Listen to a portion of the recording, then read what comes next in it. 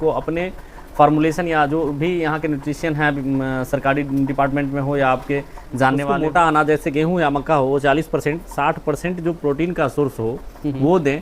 Calcium ना हरियाणा के cement का ही है, ये धन्ना की बेटी है भाई। इसको मैं अभी जितनी हमारे यहाँ अगर बिनौले का खल मिल जाए तो बेहतर है। बिहार में अभी हम जहाँ से मधुबनी थोड़ा टफ रहता है जी। फिर भी प्रयोगशाला आप मत बनिए, आप अपना प्रयोगशाला अपने हाथ में रखिए, अपने प्रयोगशाला में आप अपना काम कीजिए। BMW भी खरीदते हैं तो एक नया BMW को पैदा नहीं करती है, लेकिन ये जो पशुधन है ना, ये हर साल एक अपने जैसे संतान को यूट्यूब देख करके मुंगेरी लाल मत बनिए, वहाँ जाकर के आप बर्बाद होइएगा। चलिए, बहुत अच्छी आपने जानकारी।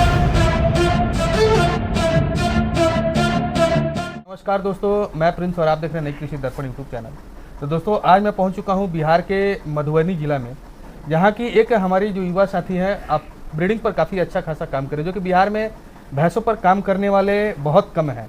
और ब्रीडिंग पर इन्होंने काफ़ी अच्छा मुकाम भी हासिल कर लिया, क्योंकि इनका जो अनुभव 7 से 8 वर्षों का है और ये अपने शौक को इन भैंसों से ही पूरा करते हैं। अगर इनको बुलेट पर चढ़ना तो आज एक भैंस को हटा करके ये बुलेट पर चढ़ने का शौक रखते हैं, रुतबा रखते हैं। तो चलिए इनके जर्नी के बारे में पूरा जानेंगे कि कैसे इनका रख रखाव करते हैं, क्या इनका कार्य है, पूरा का पूरा डिटेल से इस वीडियो में मिलेंगे।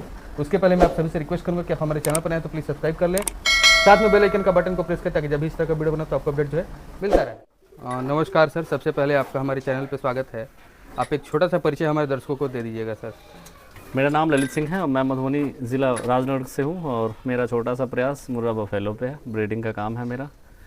टोटल सीमेंट मेरा बाहर से आता है, हरियाणा से, पंजाब से, गिर का गुजरात से। बिहार का सिर्फ LN2 रहता है हमारे पास और बेहतर बच्चा है उनका। अगर आप काम कर रहे हैं मुर्रा बफेलो पे तो अच्छा सीमेंट और फीड अगर आपके पास हो तो यहाँ बेहतर नस्ल आपके यहाँ हो सकता है और उसका बेहतर दूध प्रोडक्शन भी है। तो सबसे पहले हम ये जानने का प्रयास करेंगे सर कि हमारे बिहार में बहुत सारे लोग पशुपालन से भागते हैं, बिल्कुल, लेकिन लेकिन आप इतने युवा होकर के पशुपालन के क्षेत्र में क्यों आ गए? प्रिंस भाई, सबसे पहले तो आपका धन्यवाद कहना चाहेंगे कि आप हमारे लिए टाइम दिए और बक्सर से चल के हमारे यहाँ मधुबनी आए, उसके लिए दिल से धन्यवाद। और जितने भी आपके चैनल पे इस वीडियो को या आपके चैनल को देखने वाले हैं, उन सब के लिए दिवाली और छठ का अग्रिम शुभकामना मेरा। तो आप ये बताएंगे सर कि आखिर ये आप पशुपालन का क्षेत्र को आपने क्यों चुना? ये एक देखिए, मेरा लगाव रहा है पशु से, इसलिए सोचे कि चल भाई, हर आदमी हर फील्ड में काम कर रहे हैं तो क्यों ना हम मुर्रा बफेलो पे काम करें। मेरे दोस्त लोग सारे हरियाणा से हैं, अच्छा, इसलिए मेरा जो है ना सो पशु के प्रति ज़्यादा लगाव रहा है। और मेरा मन था कि भाई इनकम के सोर्स के अकॉर्डिंग भी, और लाइफ में पैसा ही हर चीज़ नहीं होता है। आपका जिस फील्ड में मन लगता है उस फील्ड के काम को आप करते हैं तो आपका दिनचर्या बेहतर मस्ती में गुजरता है, इसलिए हमने इस काम को चुना और आज खुश भी हैं अपने काम से। तो आप ये पशुपालन का कार्य को कितने दिनों से कर रहे हैं सर? देखिए, मेरा काम तो स्टडी टाइम से ही है इसमें, लेकिन मैं दिल से 7-8 साल से इसको कर रहा हूँ। अच्छा, तो जब स्टार्ट किए थे बिहार में मुर्रा लेकर के आए तो मतलब क्या परेशानी झेलना पड़ा था? यहाँ सबसे बड़ा समस्या है फीड का। ब्रीड का तो यह है कि हम स्ट्रॉ सीमेंट कहीं बाहर से भी मंगवा लेते हैं, करते हैं, लेकिन हमारे यहाँ फीड एक बहुत बड़ा चैलेंज हो जाता है। फीड प्रॉपर वे में जो यहाँ बेचने वाले भी हैं वो एकदम बहुत घटिया कहा जा सकता है जी। अगर वो मेरे से चैलेंज करे तो मैं प्रमाणित कर दूंगा, क्योंकि बहुत ऐसे न्यूट्रिशन हैं जो इस डिपार्टमेंट में न्यूट्रिशन डिपार्टमेंट को देखते हैं, उनसे हमारी बातचीत है। मैंने उनके सैंपल को बिना पूछे हुए उनके सैंपल को टेस्ट भी करवाया है। भाई कुछ ऐसा नहीं है, ये लोग एक हवा माहौल बना देता है कि भाई ये है वो है, ऐसा कुछ नहीं है।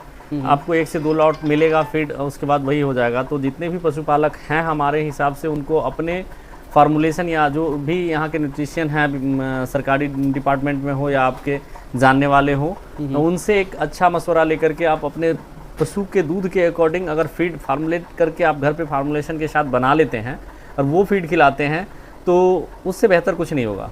जैसे मेरी ये गाय है, मैं फील्ड भी करता हूँ, मैं AI और ट्रीटमेंट का मेरा काम है। मैं फील्ड करने के लिए गया था तो किसान के पास ये बीमार थी, तब मैंने उनसे 36,000 रुपये में ख़रीदा था। अच्छा अच्छा।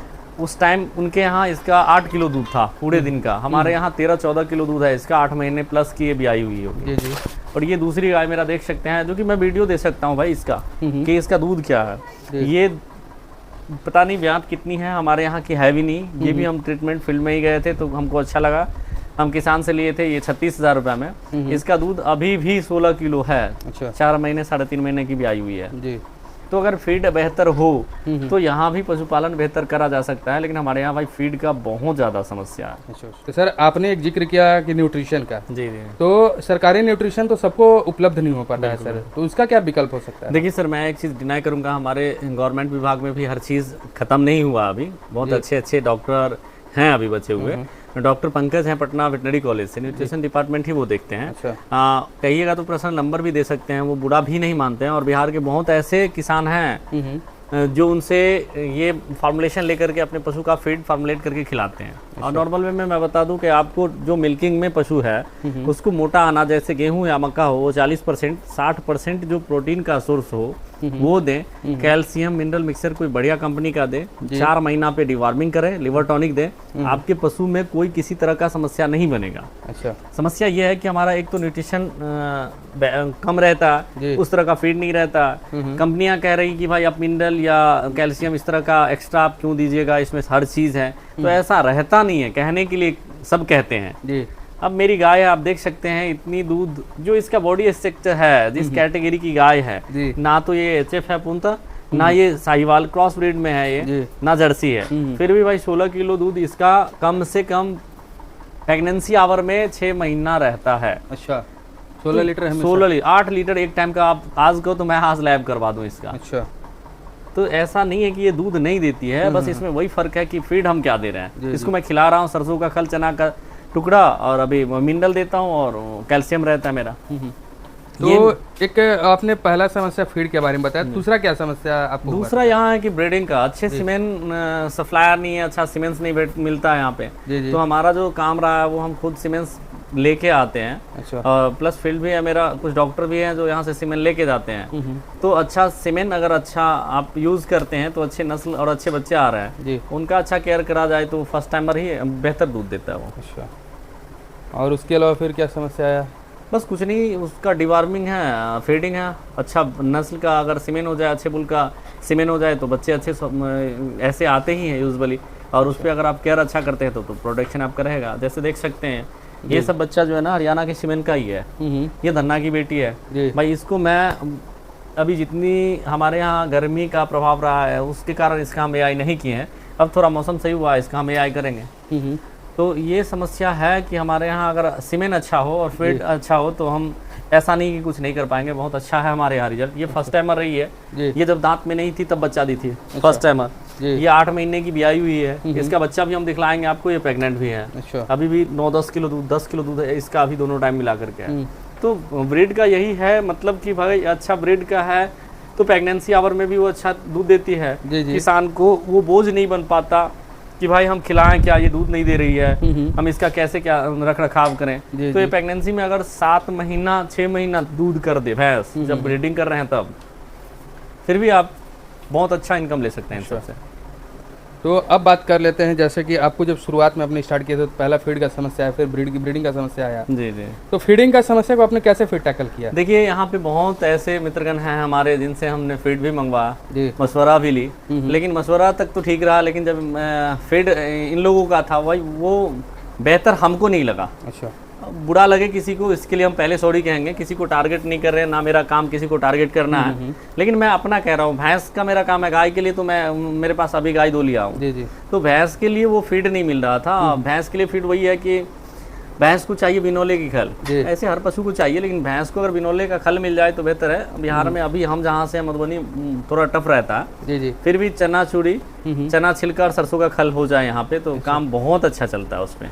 12 किलो में चना का छिलका और खल रहे तो काम चल जाएगा। बहुत अच्छा यूट्रस में इनको परेशानी थी, प्रोटीन का सबसे बेहतर भी अब चना खाना भी पसंद करता है मिल्की पशु के लिए। वो अब 21-22 अच्छा भी है, चना का छिलका भी अच्छा है। तो मेरा वही है कि खुद के फॉर्मुलेशन से ही अभी सबसे ज्यादा दाना देने वाली गाय है भाई। इसके चना छिलका शरीर पे मत जाइए, इसका अगर आप कह रहे हैं तो लाइव हम कर देंगे। हो गया सिंधा नमक, अभी भी 3 महीना की ब्याई हुई, 2.5 महीना की हो गई, 16 किलो दूध हो गया बच्चा को पिलाने के बाद। ये खेड़ी हो गई, अभी भी हम 8 किलो दूध निकाल देंगे शाम में। मेरे पास वीडियो भी लैब भी हम दिखा लेंगे। कितने दिन का है ये? ये मेरे घर की है नहीं, ये भी मैं रियाई करने के लिए गया था। आपको समस्या हुआ था किसान से रुक नहीं रहा था। ब्रीडिंग का क्या कैसे बेच रहे थे? ब्रीडिंग का क्या है कि मेरा जो इन पशु में इंटरेस्ट हुआ मेरे दोस्त लोग हरियाणा से हैं। जैसे कि इस बार दूसरा ब्याह है, हरियाणा के एक ब्रांड है, उम्मीद से ज्यादा बफेलो 20 किलो तक दुनिया का बादशाह कह सकते हैं। मतलब जब बच्चा देता 22 किलो तक आया था। भैंस पे हाथ रख के हरियाणा में, इसमें कंपटीशन का वही है कि अपना टॉप भैंस रही है। अच्छा, बेद मतलब आप ऐसा कह सकते हैं कि हरियाणा की जो भी टॉपर भैंसें हैं,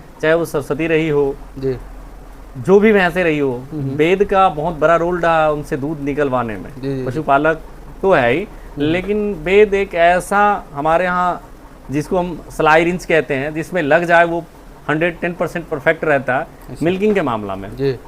तो सबसे मेरी अच्छी रिश्ता है भाई जयसिंह के माध्यम से ही इन लोगों से मेरी जान पहचान हुई। और हमने ये देखा कि भाई इतने अच्छे लोगों के बीच हमारी अच्छी मित्रवत संबंध है, तब अगर हम नहीं अच्छा कर पाए तो भाई लालच है जिंदगी पे। जी जी। मैं उन लोगों को देख करके फिर यहाँ स्टार्ट करा और बेहतर है भाई। अच्छा, अगर आप सीमेंट बेहतर करवाए ना तो हर चीज का सल्यूशन होता है, हर समस्या का समाधान है।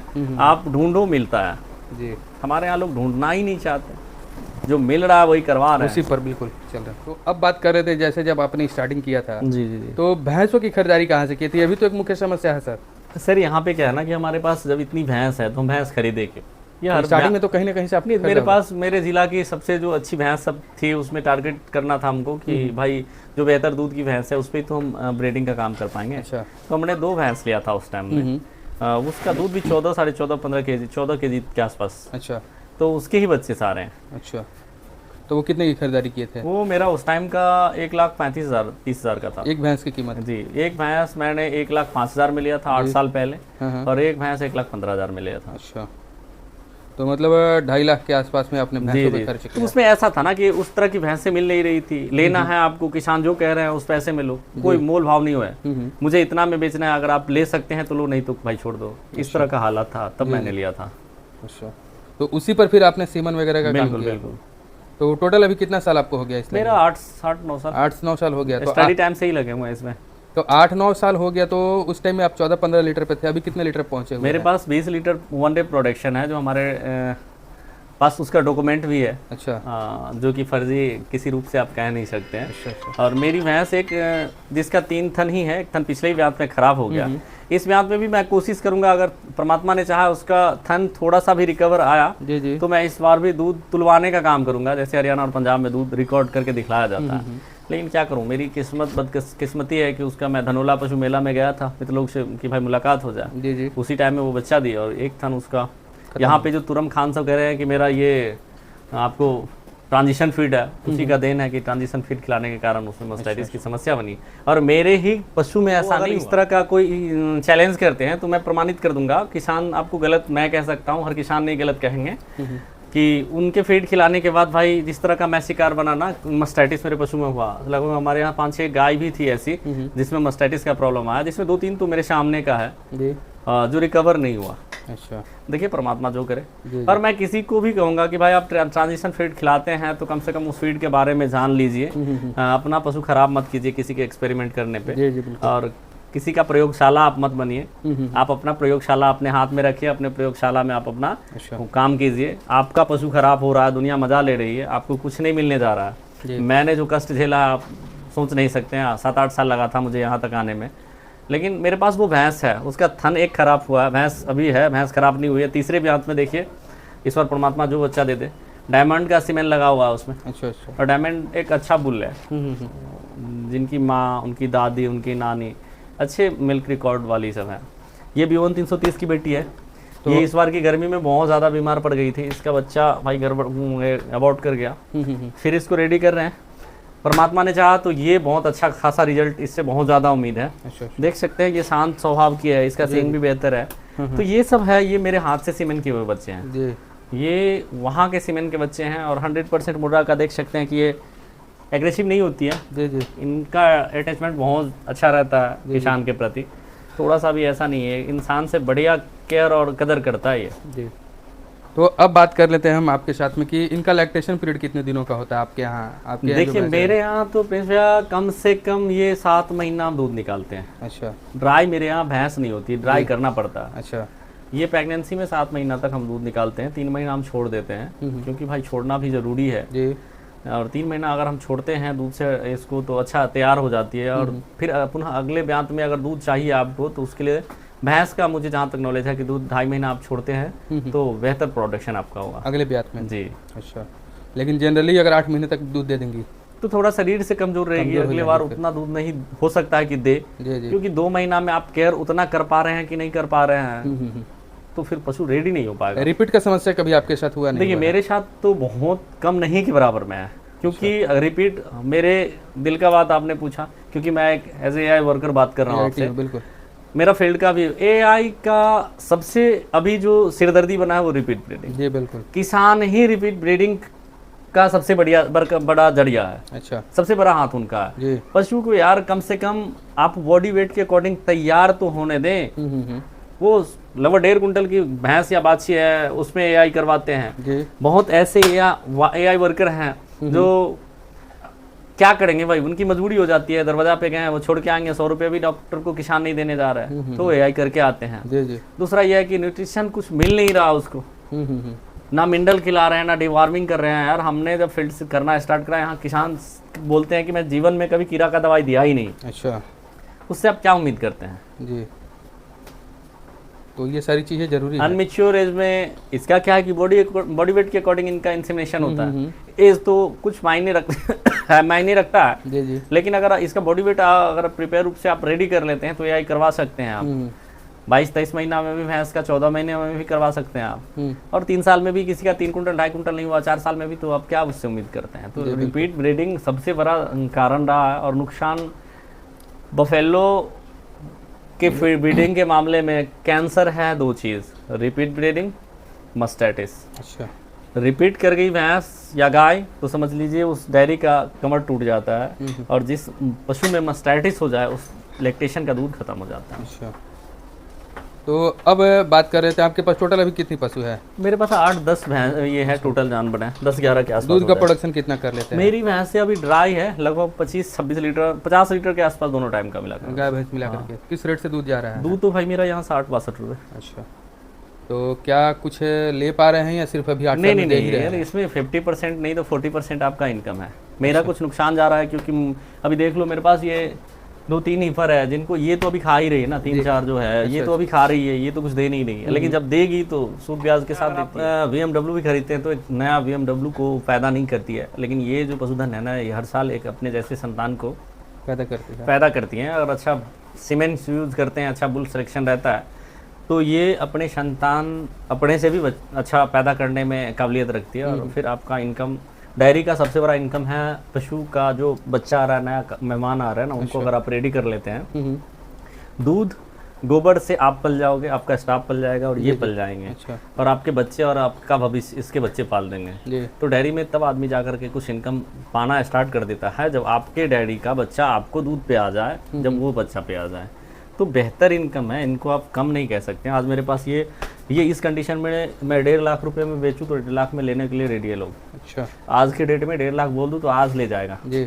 लेकिन भाई ये तो मैं 5 में भी ना दूं, क्योंकि इसको खड़ा करने में मुझे पानी नहीं पसीना पिलाना पड़ा है। तो 4 साल 5 साल आपको लगना पड़ा है? नहीं, इसका तो ये 5 साल है ही नहीं अभी, लेकिन ये जब बच्चा पे आएगी तो मेरे ख्याल से ये कुदरत ने चाहा, परमात्मा ने चाहा तो मैं जितना मांगूंगा इसको तो सेल करना ही नहीं, उससे ज़्यादा देगी ये। अच्छा, तो ये अपने जैसा अनमोल रतन तो हर यार एक मुझे दे देगी ना। जी जी जी। अगर ये 10 बच्चा भी इनसे ले लूँ, 2 लाख के आसपास में जो मेरा मार्केट है, जो मुझे लोग पहचानते हैं, जो मेरा सीमेंट कलेक्शन है, मैं इसका बच्चा अगर 2 लाख रुपए पर बच्चा बेच दूं फिर भी वो सस्ता बिकेगा। अच्छा। अगर 10 बच्चा दे दे तो 20 लाख का तो ये बच्चा दे देगी। जी जी जी। दूध दही और छोड़ दीजिए खुद का इनका। तो बिहार में ब्रीडिंग और पशुपालन को आप किस रूप में देख रहे हैं? बहुत बेहतर है। आपके यहाँ जो पानी है ना, हरियाणा और पंजाब, भाई 3 महीने पे मैं 15 दिन घूमता हूँ वहाँ पे दूध नहीं है जो आपके यहाँ पानी है। भाई हरियाणा वाला और पंजाब वाला अगर देख रहे हैं तो उनके लिए मैं हाथ जोड़ के सॉरी कहूँगा, मेरा निगेटिव बोलना नहीं है। वाकई हमारे यहाँ का पानी बहुत बेहतर है और बहुत बेहतर है पशु के लिए, तो भाई वो बहुत अच्छा है। अच्छा, तो मतलब हमारे यहाँ प्रतिकूल मौसम है, प्रतिकूल चीजें हैं, बिल्कुल, लेकिन वो माइंडसेट नहीं है, माइंडसेट नहीं है लोगों में वो इंटरेस्ट। तो ये है ना कि हरियाणा के लोग अभी भी पशु को पशुधन समझते हैं और हम पशु को जानवर समझते हैं। अच्छा। जिस दिन पशु को पशुधन समझना स्टार्ट कर देंगे, हो सकता है कि कुछ हमको भी बेहतर मिले। अच्छा। और हरियाणा का तुलना हम अभी 500 साल तक नहीं कर पाएंगे, क्योंकि हमारे यहाँ वो माइंडसेट नहीं है, लोगों में वो इंटरेस्ट नहीं है। लोग हरियाणा यहाँ सोना का गाय पालता है मेरे बिल्कुल हिसाब से। बिल्कुल सोना का वहाँ- भैंस पालता है। बिल्कुल, वहाँ पे आप देखेंगे कि हर इंसान लगाव है इनसे भाई। जी। पर हमारे यहाँ तो पानी तक नहीं पूछता जानवर को खिलाने की, क्या बात है, अभी भी जानवर को जानवर ही। तो इस तरह माइंडसेट से हमारा ब्रीडिंग या हमारा पशुपालन नहीं बेहतर हो सकता। जी। इस चीज़ को आप समझिए, इसमें उस तरह लगिए, फिर देखिए वही इनकम आपको मिलेगा जो आप यूट्यूब पे देखते हैं। यूट्यूब देख करके मुंगेरी लाल मत बनिए, जी। वहाँ जा करके आप बर्बाद होइएगा। चलिए, बहुत अच्छी आपने जानकारी दी हमारे दर्शकों के लिए, इसके लिए आपको बहुत बहुत धन्यवाद सर। क्योंकि होता है क्या कि प्रिंस भैया, लोग दिखाते हैं राज डेयरी फार्म, तकदीर डेयरी फार्म या मुर्रा बफेलो डेयरी फार्म, इतना का इनकम, इतना का मुनाफा है। ऐसा नहीं है, आप उसका कम से कम ये भी पूछ लो ना कि कितना घंटा वो टाइम दे रहा है पशु पे। जी जी। आप पानी तो टाइम से पिलाते नहीं, खिलाने का तो दूर ही छोड़ दो, फिर बाल्टी शाम में कैसे भरेगी। पशुपालन में पानी नहीं, पसीना पिलाना पड़ता है। जिस दिन आप पसीना पिलाना स्टार्ट कर देंगे तो आपके यहाँ भी मेरे यहाँ से बेहतर होगा, दुनिया में कहीं भी बंधी हुई है उससे बेहतर होगा, लेकिन मेहनत आपको उनसे ज़्यादा करना होगा। यहाँ बहुत डेयरियाँ बनती है, बिगड़ती है, बंद होती है, पशु बिकते हैं। हमारे यहाँ अभी जो रिपीट ब्रीडिंग का समस्या है, उसमें से 30% किसान पशु को कटवा दिए। अच्छा। अरे 2 से 3 बार रिपीट हुई, उसको सेल करो भाई, दूसरा हम ले लेंगे, कम से कम ये बिक जाएगा तो 50% मिल जाएगा। तो अच्छा पशु है ही नहीं, पशुधन का एकदम फील्ड से बैकआउट हो रहा है। थोड़ा सा भी घर में इनकम है, सबसे पहले पशु बेचते हैं वो। चलिए, बहुत अच्छी आपने जानकारी दी, इसके लिए आपको बहुत बहुत बहुत बहुत धन्यवाद।